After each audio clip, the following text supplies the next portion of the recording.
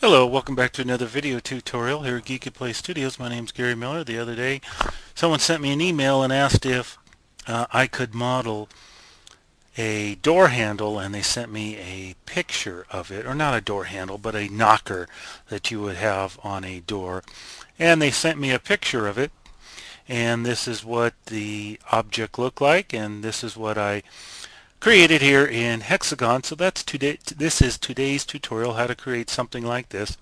Now you might not have an immediate need to create a door knocker or anything similar to this, but you might find some portions of this tutorial helpful in making other things, and you could apply those same approaches or techniques to making something else.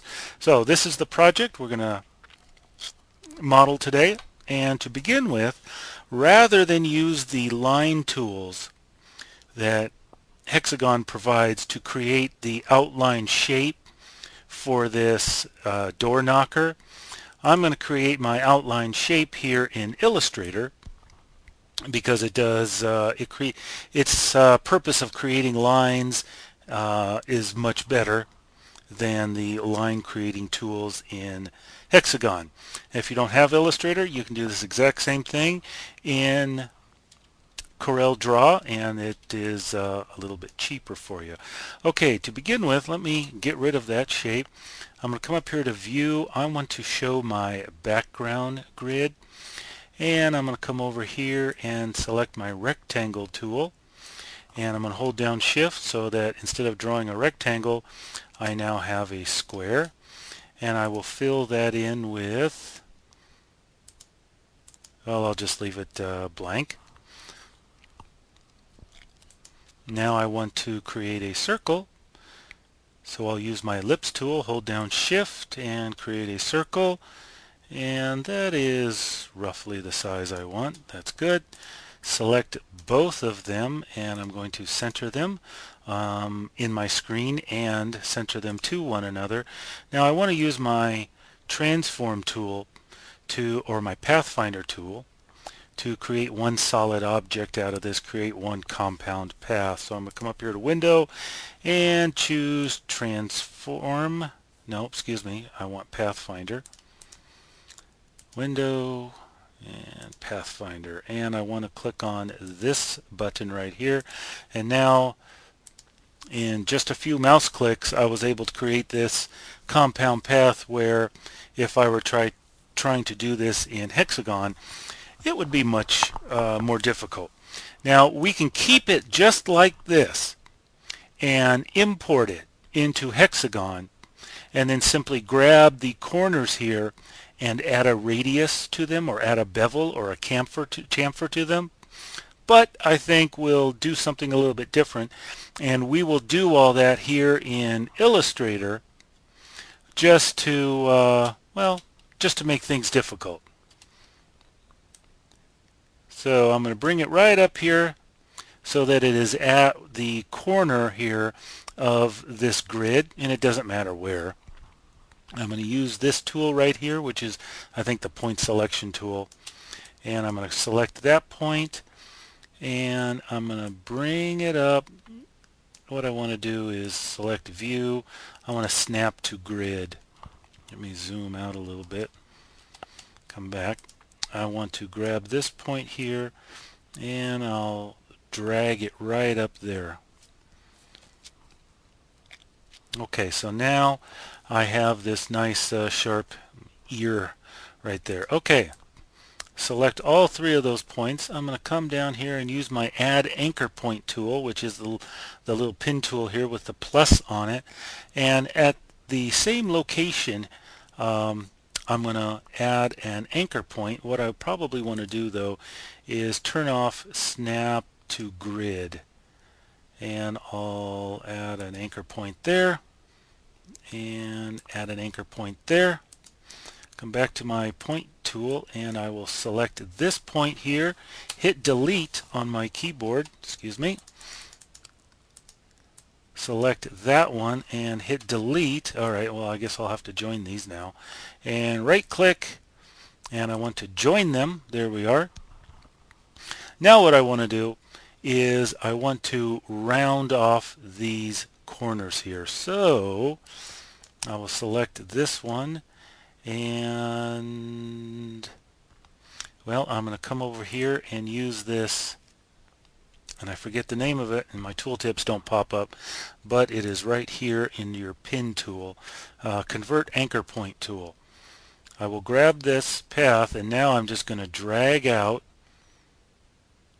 till it's rounded, and I will do the same to this one until that is rounded. Let's take a look at this.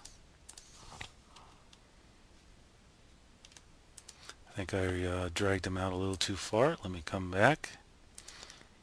Let's start over again.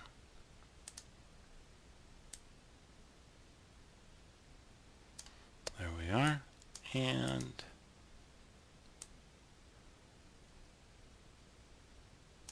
there we are. Okay. Nice rounded corner. With my object selected, I'm going to use my point selection tool, select those points, delete them, select those points, delete them. Now I have 1/4 of my initial object, and that's what I want. So I'll select that, come up here to Object, Transform, Reflect, and I want to change or reflect this. We'll do it vertically. And I want to create a copy of it. So now come back up here to View, Snap to Point, and now I'll just snap these, but I don't want snap to grid. Now I will snap these points together, select both of them, select those points, let's do Join, and now I have one path, and I've got half of the shape that I want. So now all I got to do is do reflect again, and we will do this, well, if we do horizontal, that will give us the shape that we want, and again we want a copy of it. So now we just drag it right down here, snap it into place. Let's grab our point selection tool, right click, join. Now I want this corner to be a smooth corner, not a sharp corner. So I'm going to hit smooth and join there, smooth. Okay, I am going to take this and save it, save as, I'll just call this test. Save. Now it's important, I have to save it as an Illustrator 3 file. Click OK. Yeah, alright, let's come here into Hexagon. I'm going to import this file into Hexagon, and I'll be right back. Okay, so here's my Illustrator 3 file, and that is the exact same thing that we created there in Illustrator. Let me just rotate this so it's facing us. And I'm going to come over here, and on my vertex modeling tab, choose sweep surface, and I'm just going to give it a little bit of a thickness. There we go, and close the front and the back of it off. Alright, let me zero this out in my 3D world. Put it in the center here. Okay, all I'm going to do now is come over here to lines and create a circle from center. And I'm going to leave it at 20 points. That should be good. Let's zero this out, center it. There we go. And I can probably make it a little bit smaller. There we go. Okay, I'm going to hide my plate, the knocker striker plate, whatever that is called. Give it a name, and I'll hide it for now. Okay, come up here to select points. Select those top. Let me select my object. First, before I do that, I just want to squish it down a little bit. And now I'll select these top 1, 2, 3, 4, 5 points, and I'm going to zero them out on the Y-axis so that they're nice and flat. and come over here to surface modeling, add some thickness to it. I probably want to enable my plate so I can get a good idea on what this is going to look like. Validate that. Probably make it a little bit smaller.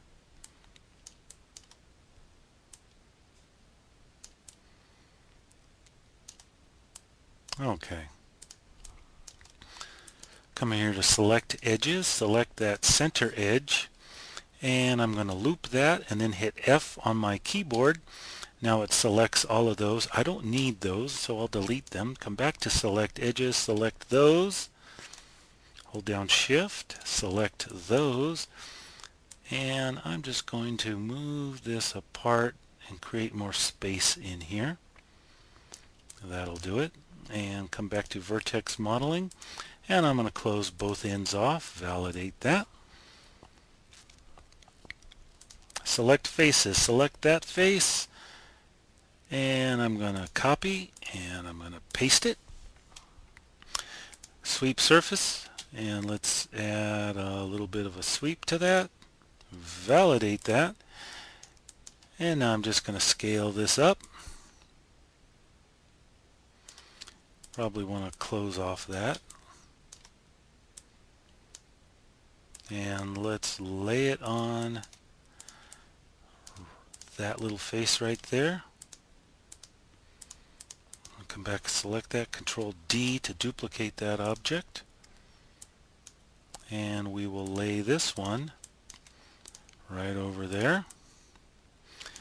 And I will select this piece here, Control D, duplicate that, move it right in the center here, and that could probably be zeroed out. And I'm just going to scale this up so it is noticeably larger. There we go. Make it a little bit wider, scale it along the x-axis. Okay, let's come up here to select faces. I'm going to select those two faces, use my sweep surface tool. Now what I want to do before I sweep outwards and creating a handle, I want to create an inner cut, an inner radius, just about like that. Okay, now I'm going to hit my space bar. Whoops. Let me redo that.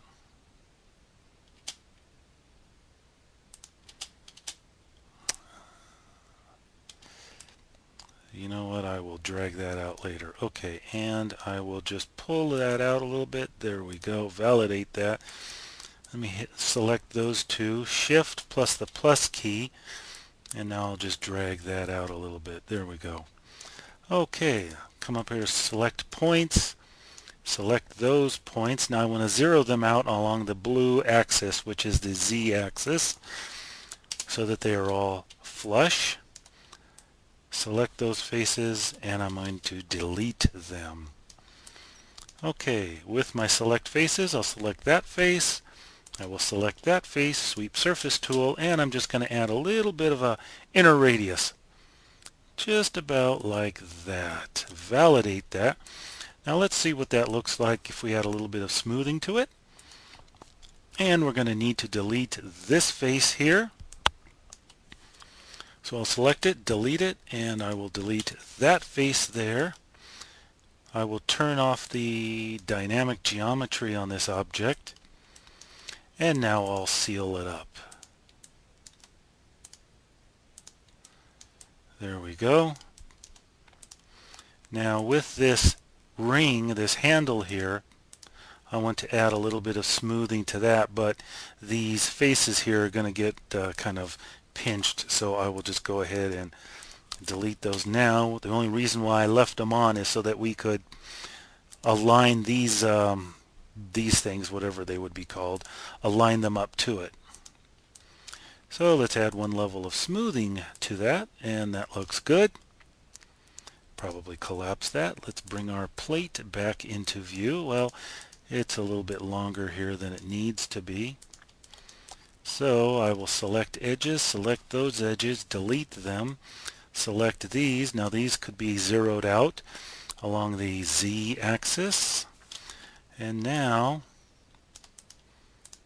let's select this plate. Let's move move it away from the striker or from the little ring here. There we are. Select this piece, select those edges, and now we just move it into place. Yeah, that'll work. Okay.